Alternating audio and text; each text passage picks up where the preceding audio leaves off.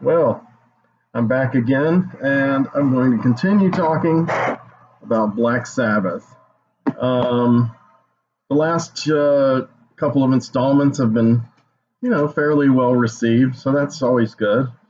Um, I'm back today.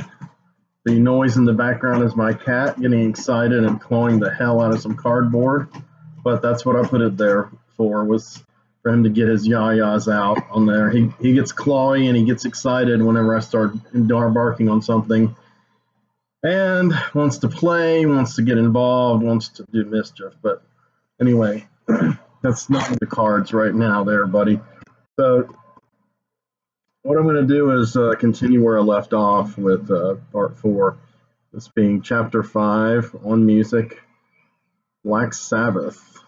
So playing in the background is E5150, the atmospheric bit from Mob Rules and also from the film Heavy Metal. Used to great effect, and the lyrics to the song Mob Rules were actually kind of written in tandem with Heavy Metal, with that segment at the beginning of the segment called Tarna, where there's just like massive destruction, and the lyrics kind of reflect that. And this is a live. This is what I started the series on, the same recording from November of 1992, and this was the reunion tour, which I'm slowly ambling my way towards discussing. So let's get into it. Last left off, I was talking about the premiere of Headless Cross. It came out in early 1989, April apparently, from what I read, because I forgot. I remember a friend of mine, Shannon, that I told you about, getting a hold of it, and he was, of course, extremely excited about it. He was a great fan of Tony Cat Martin, but this was after he dropped the cat part. So, I guess my final evaluation of that album is I was initially excited because Tony Martin was coming back and Cozy Powell was drafted into the group, but disappointed in Cozy's drum sound, disappointed in the sameness of most of the tracks. There are a few exceptions. The title track is memorable, but it's not my thing. A lot of people swear by the riff and everything. The big doomy video with all the hammering and erection of this headless cross, literally. Getting back more way into the devil lyrics on a level unprecedented since the early years of the group.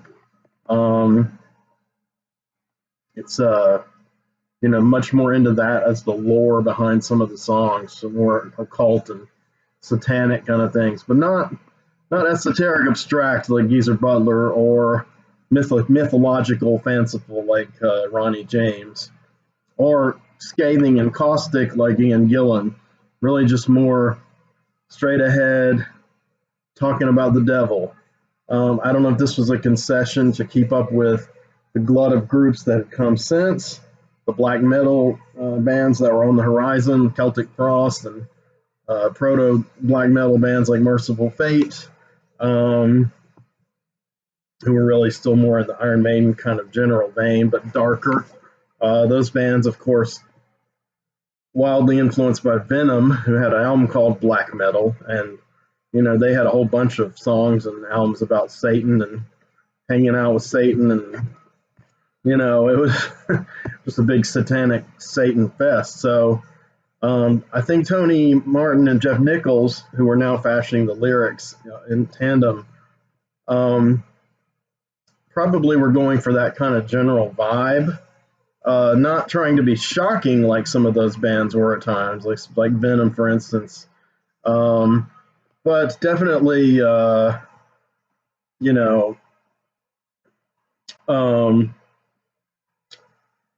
adopting it as kind of the imagery as kind of I guess what they felt like Black Sabbath should be discussing.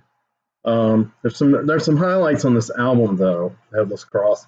Um, Killing the Spirit World is actually an upbeat, major chord laden song. It's kind of catchy, but the lyrics are all about like astral fighting on the astral plane and dying on the astral plane. So that's a pretty cool, interesting, ironic track.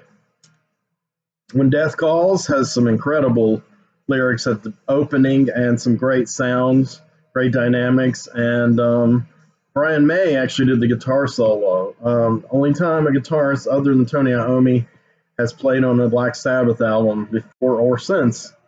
He and Tony being best friends. Again, we have the Brian May being a Cancer, and Tony an Aquarius, and they have the astrological bond there going on.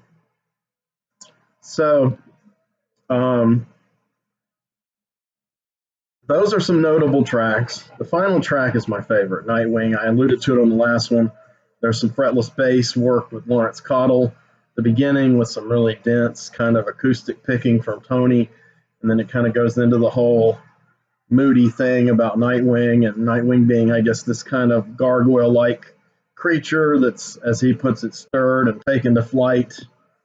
Uh, I really love the lyrics. I love the vocals. I love the whole thrust of the song. I think solo near the end, the more melodic solo is really incredible, and I think that's an underrated track. It's my favorite track by far off this album. Now, when it comes to some of the bonus tracks, the tracks that later materialized from Eternal Idol and Headless Cross, without exception, I had no use for them. They're first Black Sabbath songs that I heard that I was like, man, this is scraping the bottom. Tony, and Tony, come on, you guys can do better than this, right? I didn't really know if Tony Martin could do better than this because he didn't really have much of a track record. What he did have was solid, but a lot of it was in place before he got there. And again, a lot of the decisions in the band were being made by Tony Iommi with Cozy Powell on the Headless Cross. Maybe business decisions more than aesthetic, I don't know. But like I said, Jeff Nichols and Tony Martin formed kind of a lifelong alliance. I say lifelong because Jeff Nichols is no longer with us. Unfortunately, sadly, he passed away just a few years ago. He was one of the longest consecutive members of Black Sabbath ever to serve, from like 1979 to 2004, 25 years solid.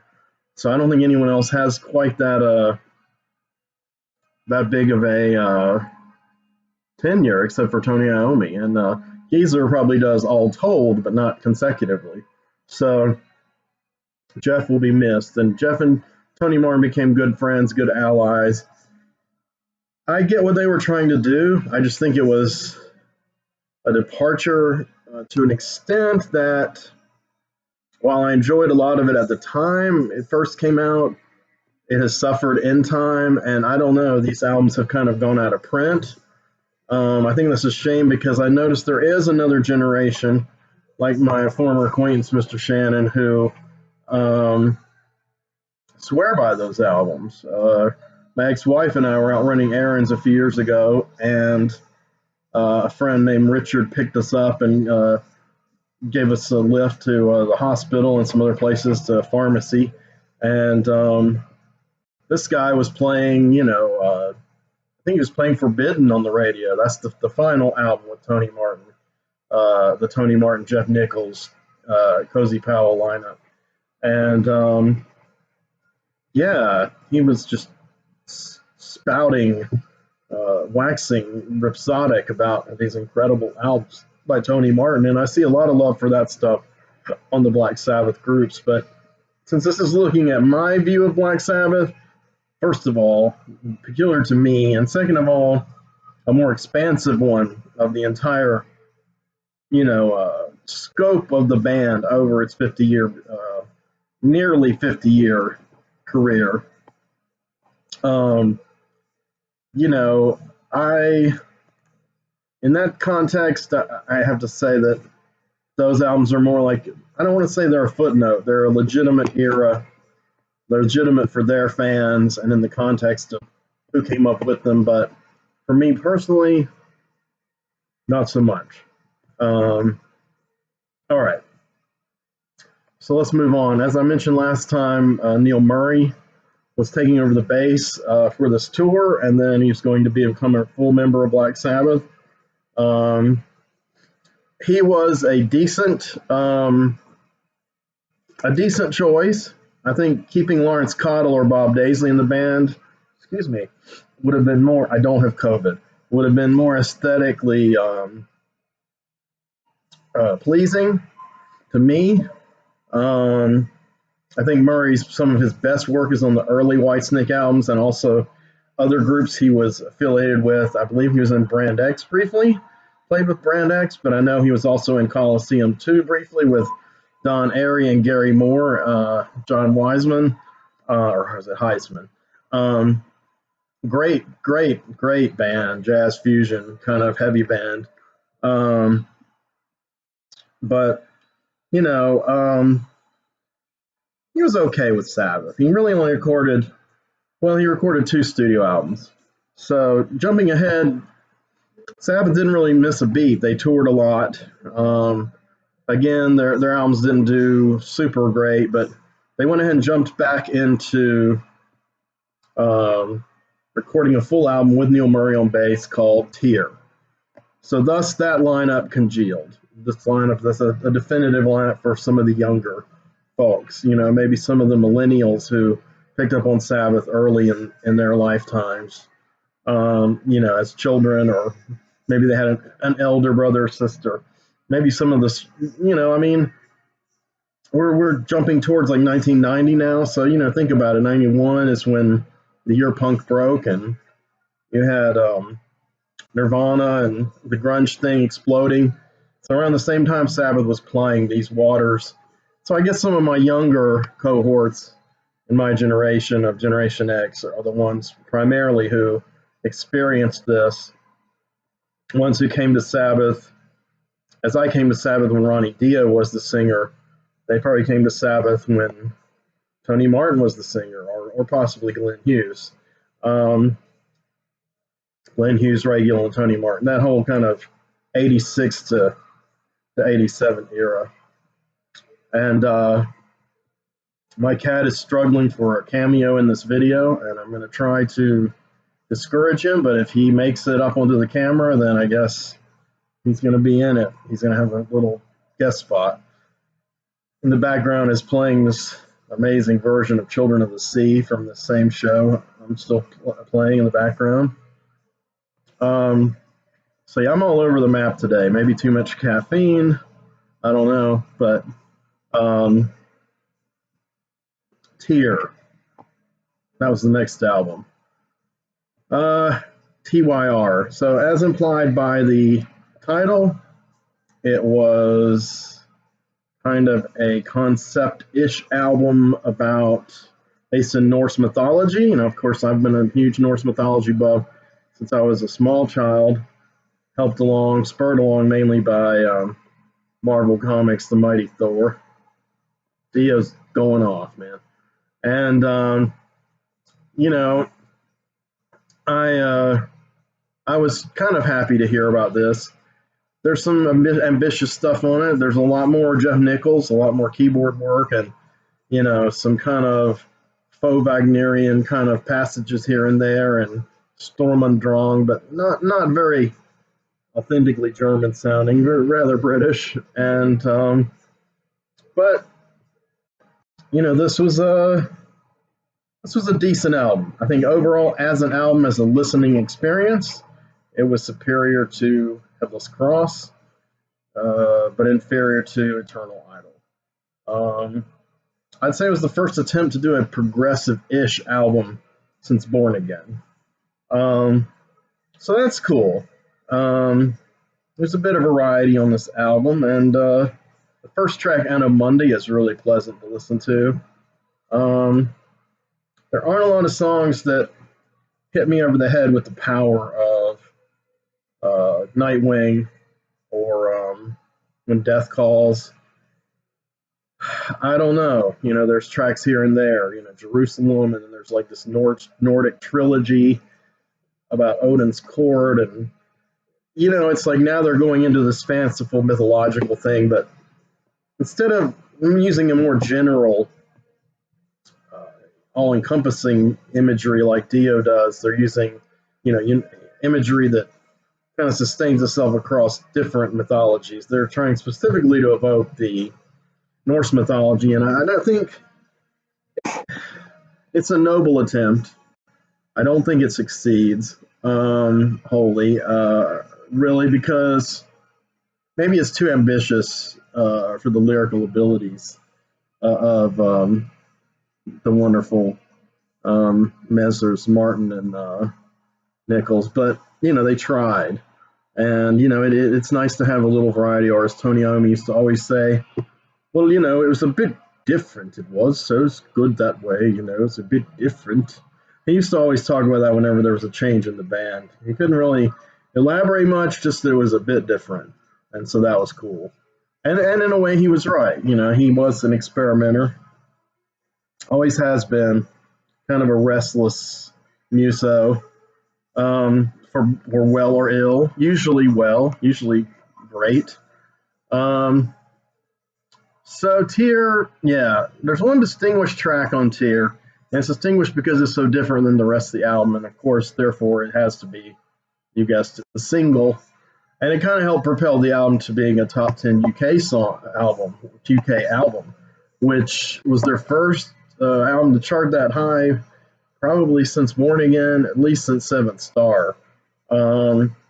So Tear was a little bit of a comeback, a little bit of a shout out, an all British lineup again, and all kind of back to this kind of a new era, I guess you could say, a new confident era, because you had a cohesive lineup. And then there's the arguments: was it Black Sabbath? Well, yeah, of course it was Black Sabbath. I mean, this becomes academic after a while. Actually, becomes academic very quickly, and tiresome. Yes, everything was Black Sabbath with Tony Iommi, especially aided and abetted by collaborators of long tenure such as Geezer Butler and or Jeff Nichols. So, Tear had a fairly successful tour, not as successful maybe as they hoped. They did do some covers on this tour, which they had never done before, except for during the Born Again tour. They covered Smoke on the Water by Deep Purple, but of course Ian Gillan co-wrote that song, so it was a sort of a cover. This is the first tour they actually ever played anyone else's material, because even when they did a cover on their first album, Warning, they rarely played it live. What's the other cover they did in that period? Wicked Woman. I don't know. I'm not sure. They probably played it live a little bit on their first way back 1970 tour. But so at least the first time in 20 years since they had played any covers other people's material live. And they did The Shadows, Apache, written by Hank Marvin, instrumental. Shadows are an incredible instrumental guitar-based band from the early 60s, British, early 60s through the 70s. But that was their peak. That kind of surf guitar, spaghetti western guitar era, like Dick Dale and Link Wray and such. And Hank Marvin was the British answer to all that, and he was a master. Sound was impeccable, and by all accounts, he's a major influence on Tony Iommi, his playing and his approach. And it was nice to finally hear that come out live. They also did Mars from Pulse of the Planets, which had been a huge influence on them starting out, I believe. Mars and some other bits from the Planets influenced the riffs of, well, definitely the riff of Iron Man, and maybe a couple others of their first couple albums.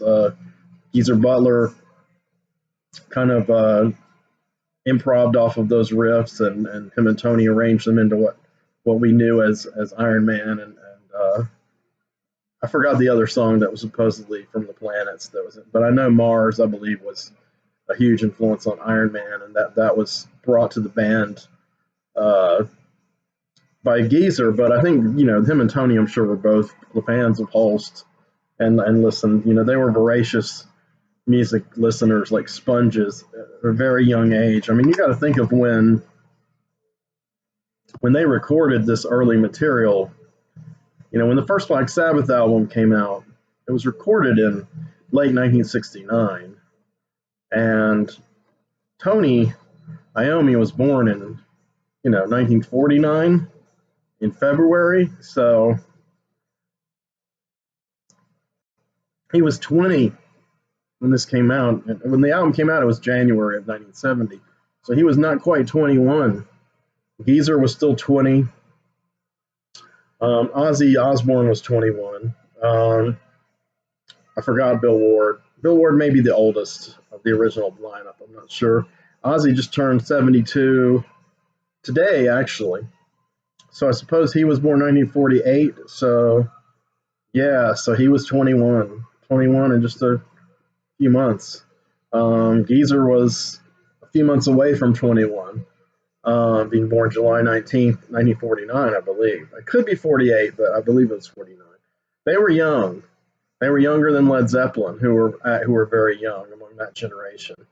But they came out of nowhere. They weren't like young guys who went to London and became session players like Jimmy Page or John Paul Jones, or anybody in Led Zeppelin, or Yardbirds or any of these groups. They were their own thing. They came out of nowhere. They forged their own sound, their own imagery, and it makes them all the more remarkable.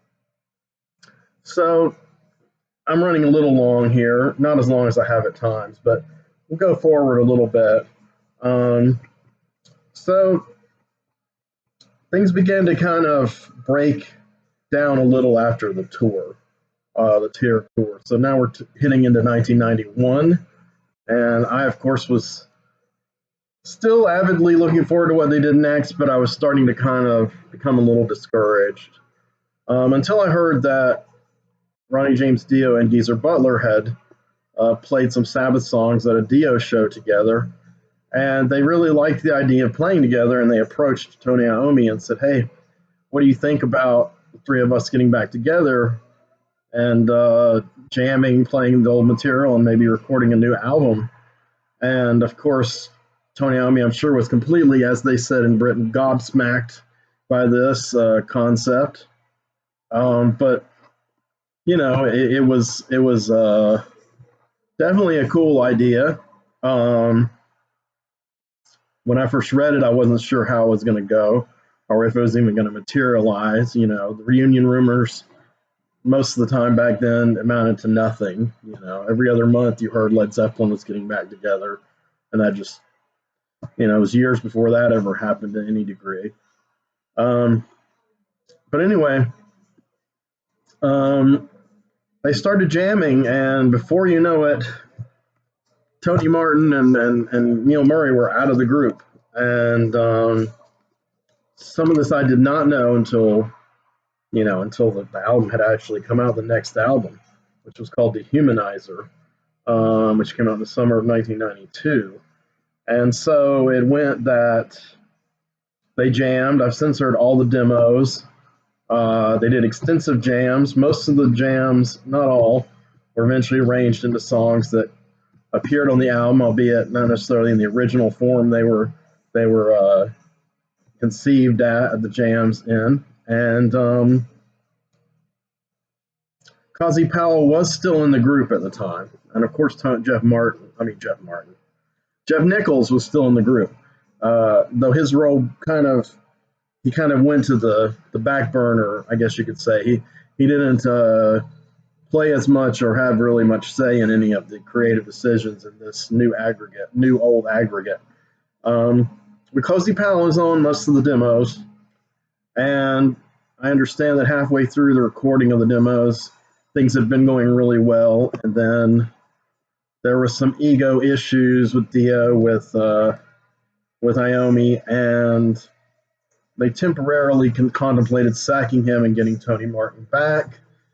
And that almost went through. And the next thing you know, Tony Martin, as soon as he thinks, hey, maybe I'm back in the band, he's out of the band, and Dio's still in the band. And then next thing you know, it just didn't work with Cozy Powell. So I think at Dio's suggestion, they got Vinny Appice back, who had served on Mob Rules and Live Evil. And the Mob Rules lineup was reunited. All 5 cats were once again doing a studio album together. And it is an incredible studio album. I was incredibly pleased when this came out. I was happy. One of the songs, Time Machine, was used on the Wayne's World 2 soundtrack. And I got the guy at the local record store, the Record Exchange at that time. By that time, I was living across the street from Record Exchange. So I had, that was cool because I frequented there constantly. It built a lot of my collection there on vinyl. And by this time, I was slowly moving over to CD from vinyl.